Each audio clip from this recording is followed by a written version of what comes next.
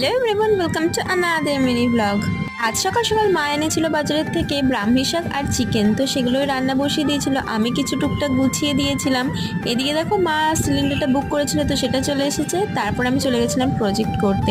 হিন্দি প্রজেক্টটা নিয়ে অনেক দিন বসে আছি। তো তারপর রেডি সেডি হয়ে বেরিয়ে পড়েছিলাম শান্তিপুর যাওয়ার জন্য, কারণ সামনেই জামাই ষষ্ঠী, একটু তো কেনাকাটা করতেই হবে। এখন টিকিট কেটে ট্রেনের জন্য ওয়েট করছি। আর এই যে এখন আমরা চলে এসেছি প্রায় কালীনারায়ণপুর। তারপর চলে আসলাম শান্তিপুর হাটে।